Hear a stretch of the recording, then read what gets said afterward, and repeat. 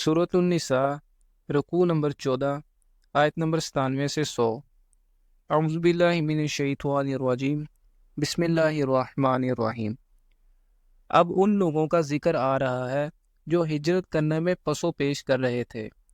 اس سلسلے میں انہیں کوئی عذر بھی مانع نہیں تھا، مگر پھر بھی وہ اپنے قبیلے یا مکہ شہر میں اپنے گھروں میں آرام سے بیٹھے تھے۔ آیت نمبر 97۔ ان الذين توفاهم الملائكة ظالمي انفسهم، یقیناً وہ لوگ کہ جن کو فرشتے اس حال میں قبض کریں گے کہ وہ اپنی جانوں پر ظلم کر رہے تھے، یعنی انہوں نے ہجرت نہیں کی تھی، اس سلسلے میں رسول اللہ صلی اللہ علیہ وسلم کے حکم کی اطاعت نہیں کی تھی۔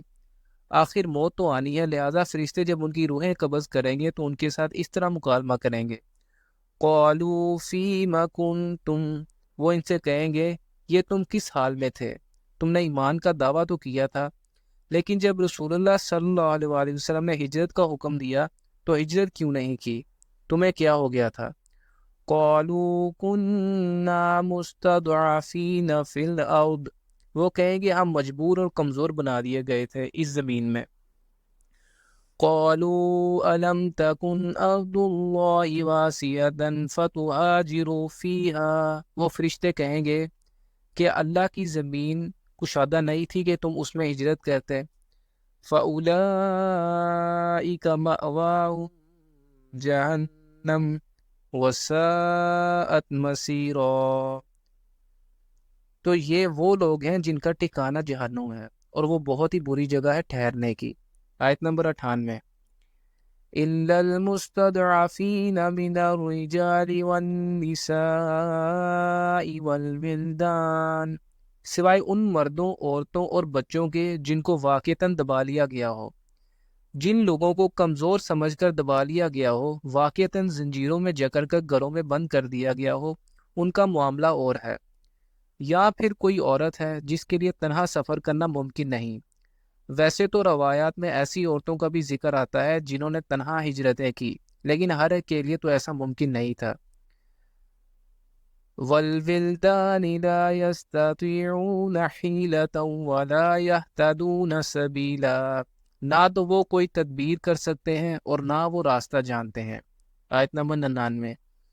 فَأُولَئِكَ عَسَى اللَّهُ أَن يَعْفُوَ عَنْهُمْ وَكَانَ اللَّهُ عَفُوًّا غَفُورًا، بعید نہیں کہ ایسے لوگوں کو اللہ تعالیٰ معاف فرما دے، اور اللہ تعالیٰ واقعتاً بخشنے والا اور معاف فرمانے والا ہے۔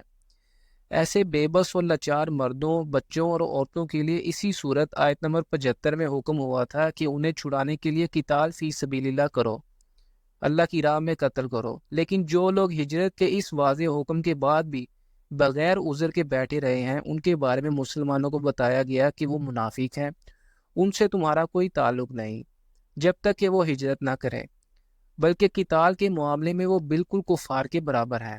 آیت نمبر 100۔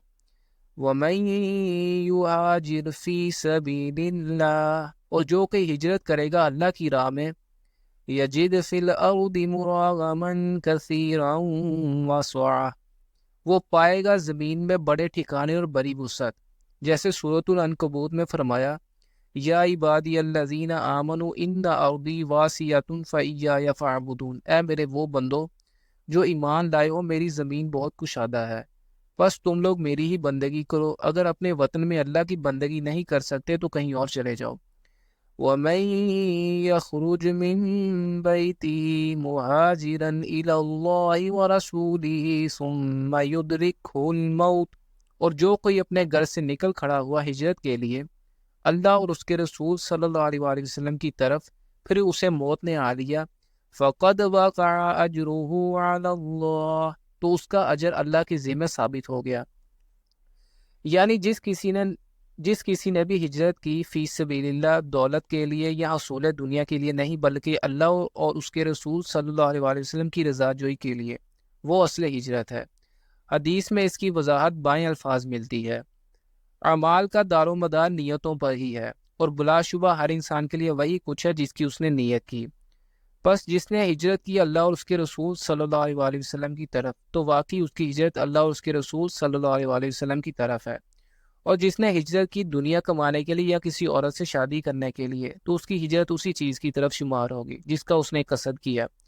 چنانچہ جس نے اللہ اور اس کے رسول صلی اللہ علیہ وآلہ وسلم کی طرف ہجرت کی خلوص نیت کے ساتھ گھر سے نکل کھڑا ہوا لیکن راستے ہی میں فوت ہو گیا، مدینہ منورہ نہیں پہنچ سکا اور حضور صلی اللہ علیہ وآلہ وسلم کی قدموں تک اس کی رسائی نہیں ہو سکی، تو پھر بھی وہ کامیاب و کامران ہے۔ اللہ تعالیٰ اس کی نیت کے مطابق اسے ہجرت کا اجر ضرور عطا فرمائے گا۔ وَكَانَ اللَّهُ غَفُورًا رَحِيمًا، اور یقین اللہ بخشنے والا اور رحم فرمانے والا ہے۔